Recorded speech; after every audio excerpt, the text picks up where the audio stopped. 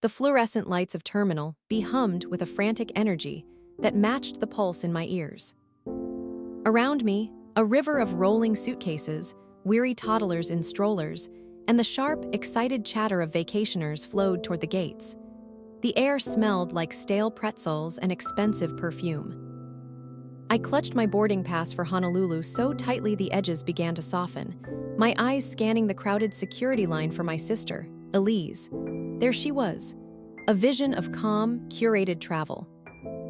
Her linen jumpsuit was unwrinkled, her straw hat perched perfectly atop her honey blonde blowout, and she was sipping an iced matcha latte as if she were at a spa, not a bustling airport at 5 a.m. Next to her, I felt like a rumpled, nervous shadow in my comfortable leggings and oversized sweatshirt.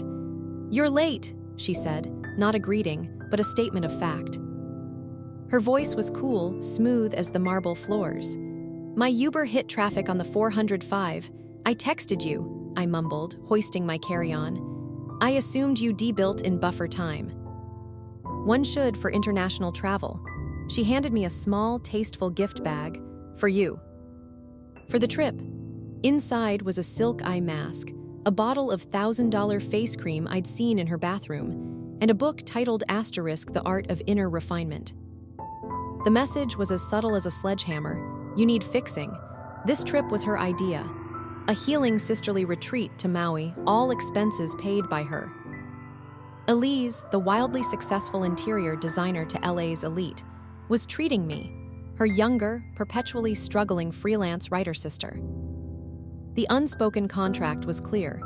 In exchange for sunsets and spa treatments, I would be her project for 10 days. I would listen to her advice on my life, my career, and my lack of a serious boyfriend. I would become more Elise. We shuffled toward the TSA agent, the tension between us thickening the recycled air. As we placed our belongings in the gray bins, Elise's gaze fell on my laptop case, a faded canvas thing covered in embroidered flowers from a long-ago trip to Portland. "You're bringing that?" she asked, a delicate wrinkle forming between her eyebrows. "It's my work, Elise. I have a deadline.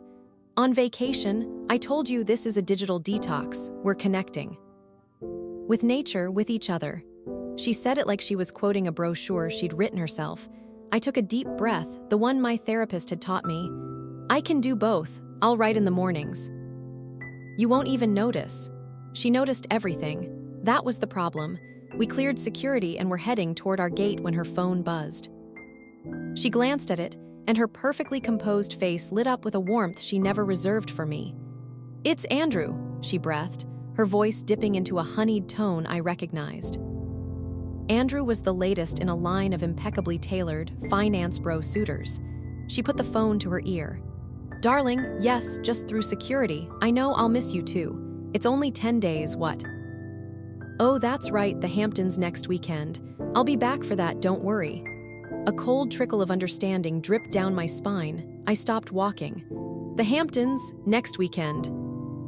"Elise, we're supposed to be in Hawaii for 10 full days." She covered the phone with a manicured hand, her eyes flashing irritation. "It's a weekend, Maya, 2 days. You can enjoy the villa by yourself. Andrew has this important event, and I need * to be there." The 7-year-old inside me, the one who used to believe my big sister hung the moon, felt a sharp crack. This wasn't a sisterly retreat. It was a convenient pause in her schedule, a box to tick before she flew off to her real life. I was the placeholder. "You're leaving me alone in the middle of the trip?" My voice was louder than I intended, drawing a few glances from passengers wheeling by. "Don't be so dramatic," she hissed, ending her call. "It's a beautiful property. You'll love the solitude. God knows you could use some time to think." "To think about what?" "How is my entire life a disappointment compared to yours?" "I never said that. You don't have to. It's in every look, every helpful gift, every piece of unsolicited advice. You paid for this trip just so you could hold it over me, just so you could play the benevolent big sister while secretly planning your escape." Her composure was cracking. A hairline fracture in porcelain. "You are so ungrateful, so selfish. You always have been. Mom and Dad always coddled your artistic temperament while I had to actually work for things. Work for things. They paid for your Ivy League degree. I took out loans for a state school. And what do you have to show for it? She snapped, her arms sweeping toward my general being. A blog no one reads, and an apartment the size of my walk-in closet. The words landed like physical blows. The crowded terminal seemed to press in, the noise fading to a dull roar in my ears.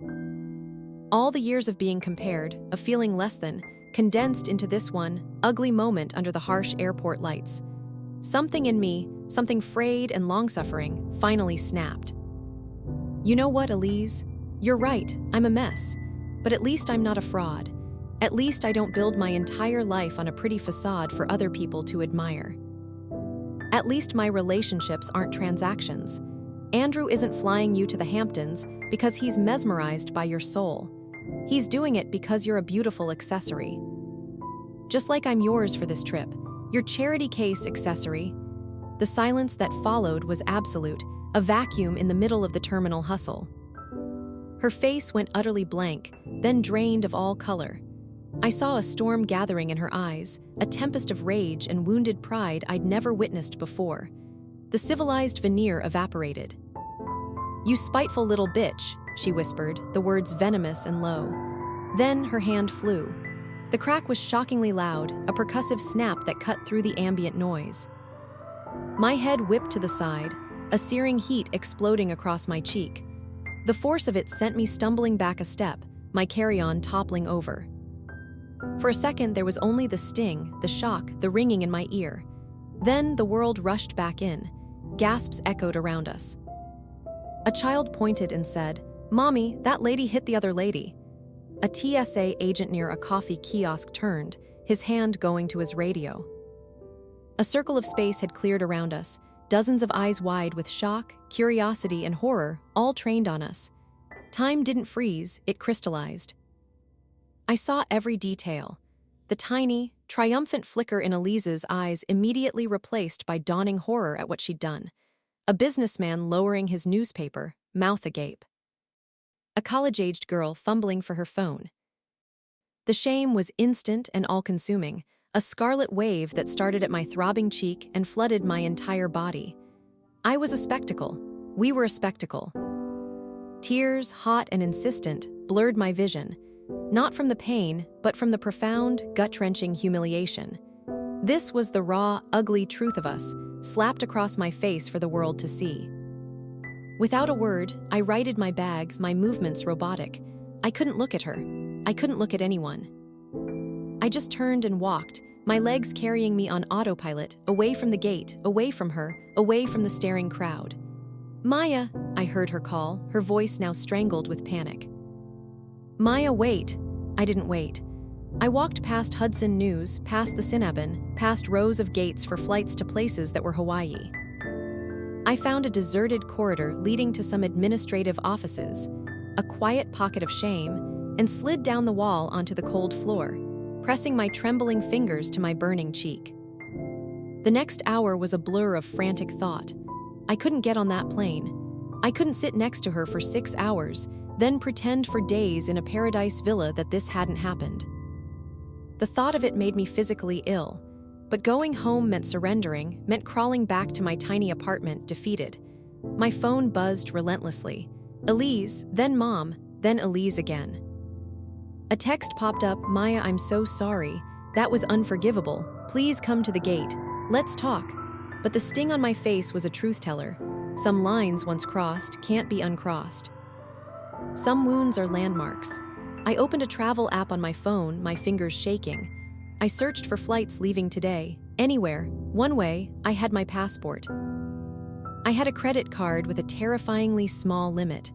A flight to Portland popped up, leaving in 2 hours. It was affordable. It was to a city I'd loved once, a lifetime ago. It was the opposite of a curated, 5-star Hawaiian retreat. It was an escape. Before I could talk myself out of it, I booked it. A one-way ticket to a city where it was probably raining. Then I texted Elise, my words feeling final and strange on the screen. "I'm not coming. I'm not going to be your project or your placeholder. Have fun in the Hamptons. I blocked her number. Then I stood up, my legs wobbly but determined. I walked to the airline counter for my new carrier, checked in for my new flight, and went to a new gate. As I waited, I bought the largest coffee I could find and a cheap, greasy breakfast sandwich. It tasted like freedom and like grief. The flight to Portland was uneventful. I sat by the window, watching the patchwork of America slide by below, my cheek resting against the cool plastic. The physical sting had faded to a tender warmth, but the emotional shock was still settling, a deep, resonant ache. In Portland, a soft, persistent drizzle was falling. I rented a car with a reckless sense of abandon and drove without a plan, following signs for the coast. Hours later, I stood on Cannon Beach, the vast, gray Pacific roaring in front of me, Haystack Rock a dark sentinel in the mist. The air was cold and salty, a world away from the plumeria-scented fantasy I'd been promised. I found a quaint, slightly worn motel with a view of the water. That first night, I ordered pizza and ate it in bed, watching old movies. The silence was immense, but for the first time in years, it wasn't lonely. It was mine. The next morning, I unzipped my suitcase, the one I'd packed for tropical evenings.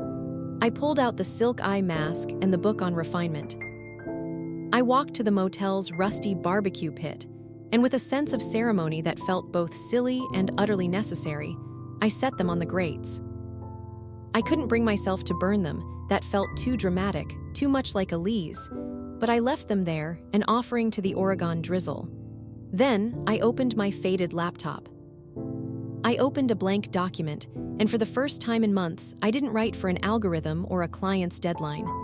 I wrote for me. I wrote about sisters. I wrote about airports. I wrote about the sharp, clarifying pain of a slap and the long, slow ache of what comes after. The words poured out, raw and real and messy. A week later, back in my tiny apartment in LA, the essay I'd written on the Oregon coast found a home in a major online magazine. The editor called it brave and breathtakingly honest. The payment was more than Elise's fancy face cream. When it was published, my phone buzzed with texts from old friends, from acquaintances, from my mom, cautious, proud. Elise, unblocked for a moment, sent a single line. I read it. It was beautiful. I didn't reply. The conversation we needed to have was beyond text now, beyond a hurried airport apology. It would take time, perhaps years, and it might never truly be repaired. The slap was a fracture, and some fractures change the architecture of a relationship forever. But as I sit here now, at my own desk, in my own life, still messy, still uncertain, I feel a strange gratitude for that moment of public violence. It was the brutal punctuation that ended a sentence I'd been stuck in for years. It sent me, reeling and heartbroken, not to a prepackaged paradise, but onto a rainy beach where I could finally hear my own voice again. It hurt like hell, but it also set me free. If you found yourself in Maya's story, if you've ever felt the sharp sting of family drama or the quiet triumph of finding your own path, then you're in the right place. This channel is all about the messy, real, and powerful journeys that define us. Don't forget to subscribe and hit the notification bell so you never miss a story. And tell us in the comments, what's a moment that changed everything for you? Until next time, keep turning your pages.